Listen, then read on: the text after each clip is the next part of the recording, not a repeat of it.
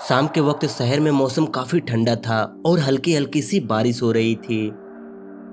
तभी मानो अपने दोस्त महर के पास कॉल करता है और बोलता है, महर मेरे पास एक मैजिकल बुक है, तुम मोंटू और बिबान को लेकर मेरे घर आओ, हम साथ में इस बुक को पढ़ेंगे। महर बोलती है, ठीक है मानो, हम अभी आ रहे हैं।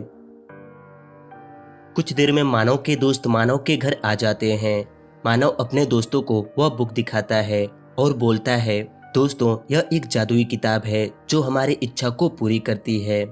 इतना सुनते ही बिबान बोलता है, लाओ मानव, मैं इस किताब को पढ़ता हूँ। बिबान रुको, इसे पढ़ने से पहले यह किताब हमसे एक पहेली पूछती है। अगर हम उस पहेली का जवाब नहीं दे पाते हैं तो फिर हमारे साथ बहुत बुरा हो सकता है। बिबान मानव की बातें इग्नोर कर देता है और इस बुक को खोलता है। बुक खोलते ही उन्हें उस बुक पर कुछ लिखा हुआ दिखता है। आगे पढ़ने के लिए पहले तुम इस पहेली का जवाब दो। ऐसा कौन सा सवाल है जिसका जवाब तुम हाँ में नहीं दे सकते।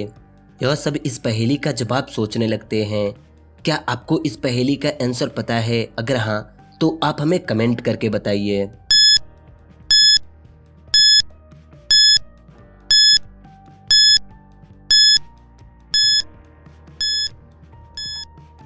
यह चारों काफी देर सोचते हैं लेकिन इस पहेली का जवाब नहीं दे पाते हैं। अभी इस बुक से एक रोशनी निकलती है और अचानक तेज होकर इन सबको अपने अंदर कैद कर लेती है। कुछ देर बाद यह चारों एक जंगल में जाकर गिरते हैं। यह जहाँ पर गिरे होते हैं वहाँ पर चारों तरफ पहाड़ ही पहाड़ होता है और आगे जाने के लिए एक गुफा होता है जिसके अंदर बहुत अंधेरा है और इस गुफा में एक बार में सिर्फ 2 लोग ही जा सकते हैं। मोंटू को 7 मिनट लगेगा इस गुफा को पार करने में, बिबान को 4 मिनट लगेगा, महर को 2 मिनट लगेगा और मानव को 1 मिनट लगेगा इस गुफा को पार करने में।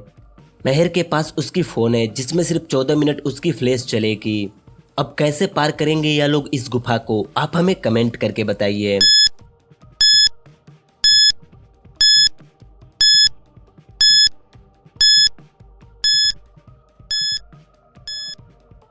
पहले मानव और महर इस गुफा को पार करते हैं। इन्हें इस गुफा को पार करने में लगते हैं 2 मिनट। इस साइड आकर महर रुक जाती हैं और मानव टॉर्च लेकर जाता है तो मानव को वापस जाने में लगेगा 1 मिनट। टोटल हो गए 3 मिनट। फिर मोंटू और बिबान एक साथ जाएंगे तो इन्हें लगेगा 7 मिनट।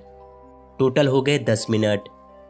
अब फिर महर टॉर्च लेकर उस साइड जाती है तो महर को लगता है 2 मिनट। टोटल हो गए 12 मिनट। फिर उस साइड से मानव और महर एक साथ आते हैं तो उन्हें लगते हैं 2 मिनट, तो टोटल हो गए 14 मिनट। इस तरह यह चारों 14 मिनट में इस गुफा को पार कर लेते हैं और महर की फोन भी स्विच ऑफ हो जाती है। यह लोग इस गुफा को पार करने के बाद आगे जाने लगते हैं। कुछ दूर चलने के बाद इन चारों को प्यास लग जाती है। तभी इन्हें एक वाटर मशीन दिखाई देती है। यह लोग फौरन उसके पास जाकर उस मशीन से पानी निकालने की बहुत कोशिश करते हैं लेकिन उस मशीन से पानी नहीं निकलती है। तभी महर पड़ती है, इस मशीन से पानी निकालने के लिए इस पर एक नंबर डालना होगा।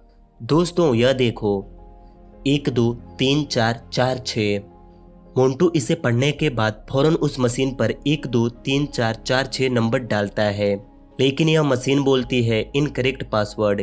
यह लोग सोचने लगते हैं आखिर इस मशीन का पासवर्ड क्या है, लेकिन तभी मानो इस मशीन पर पासवर्ड डालता है और वह पासवर्ड करेक्ट होता है।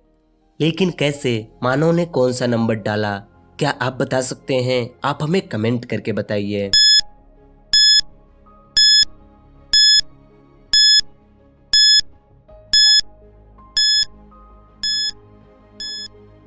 मानो इसे पढ़कर समझ जाता है। यह लिखा हुआ है 1 2 3 4 4 6।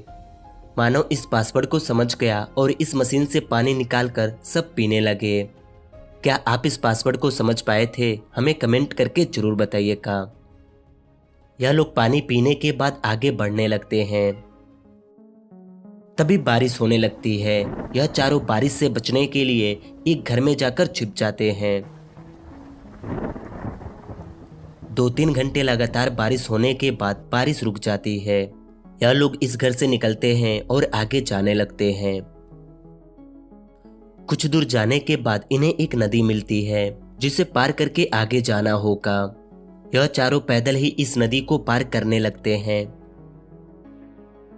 यह लोग इस नदी के बीच में पहुंचते हैं। तभी एक बोट से एक आदमी इनके पास आता है और बोलता है, बेटा तुम तीनों पैदल ही इस नदी को पार मत करो, आगे खतरा हो सकता है। आओ तुम तीनों मेरे बोट में बैठ जाओ, मैं तुम्हें किनारे तक छोड़ दूंगा। महर इस आदमी की बातें सुनकर सोचने लगती है, आखिर यह आदमी सिर्फ 3 लोगों को ही क्यों कह रहा है, बल्कि हम तो 4 लोग हैं। महर इस आदमी की बातें सुनकर समझ जाती है, जरूर हम में से किसी एक की मौत हो चुकी है और वह भूत बनकर हमारे साथ चल रहा है। क्या आप इन चारों को देखकर बता सकते हैं इनमें कौन मर चुका है? अच्छे से देखिए और हमें कमेंट करके बताइए।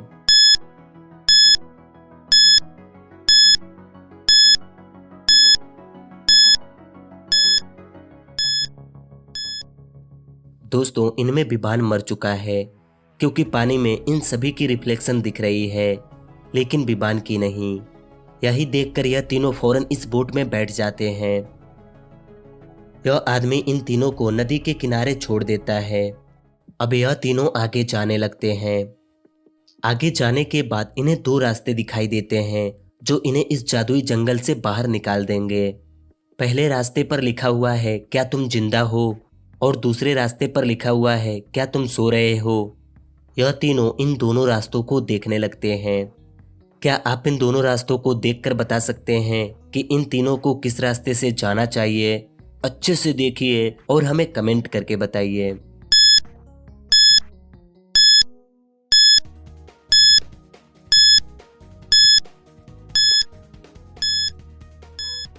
मानव थोड़ी देर सोचता है और इस दूसरे रास्ते से जाता है, लेकिन क्यों? क्योंकि मानव शुरू में उस बुक की पहेली को सोचता है, जिसका जवाब यही है। अगर कोई आपसे पूछे क्या आप सो रहे हैं, तो क्या आप उसका जवाब हाँ में दे सकते हैं? मानव यह समझ जाता है और यह तीनों इस रास्ते से जाते हैं और अचानक इस बुक के अंदर चले जाते हैं।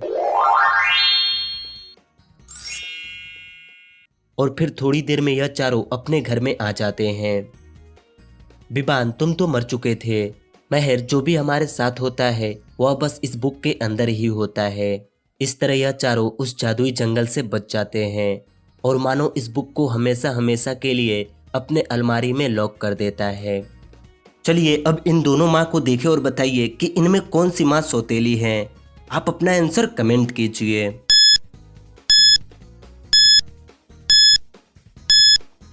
दोस्तों, मुझे आपका आंसर तो नहीं पता कि आपने क्या कमेंट किए हैं, लेकिन अगर मैं अपनी बात करूं तो मुझे लगता है कि इनमें कोई भी माँ सौतेली नहीं है, क्योंकि यह औरत अपने बच्चे को खिला रही है और यह बच्ची रो रही है तो शायद यह औरत उसे डरा रही है। तो यही देखकर मुझे लगता है इनमें कोई भी माँ सौतेली नहीं है। लेकिन आप क्या सोचे थे हमें कमेंट करके जरूर बताइएगा। अगर वीडियो पसंद आई हो तो एक लाइक कर दीजिए।